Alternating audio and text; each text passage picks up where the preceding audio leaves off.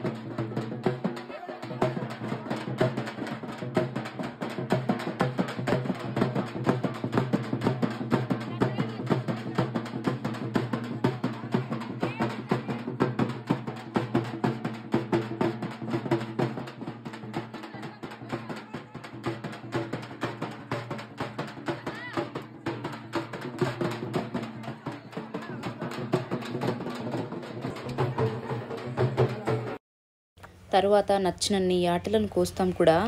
అప్పుడు అందరు అక్క చెల్లెలు కలిసేది అప్పుడే. మేము ఆ రోజు నిద్ర కూడా పోము, అన్ని ముచ్చట్లు పెడతామన్నమాట. ఎంత ముచ్చట్లు పెట్టినా తక్కువే అనిపిస్తుంది. అమ్మ వాళ్ళు కూడా పడుకుంటారు, చాలామంది అందరు సైలెంట్ ఉన్నా సరే కానీ మేము మాత్రమే అల్లర్లు చేస్తుంటాం అనమాట. ఇంకా చాలా ఉన్నాయి, బట్ వీడియో లెంత్ అయిపోతుందని కొంచెమే చెప్తున్నాను అనమాట.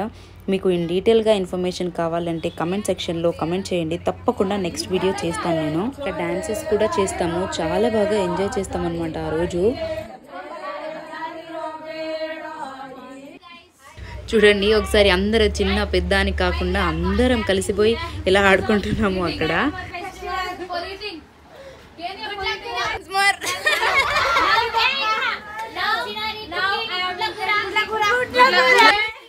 ఉగాది రోజు ఉగాది పచ్చడి తింటాం కదా. ఆ ఉగాది పచ్చడి అనేది జీవితంలో 6 రుచులు మన జీవితంలో ఉంటాయని గుర్తు చేస్తుంది.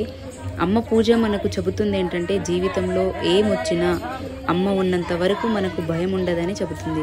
అందుకే మాకు ఉగాది అంటే కేవలం పండగ కాదండి, ఒక పవిత్రమైన కొత్త ప్రారంభం అన్నమాట. కొన్ని కుటుంబాల్లో అయితే ఉగాది రోజు అమ్మవారికి మొక్కు కూడా మొక్కుకుంటారు.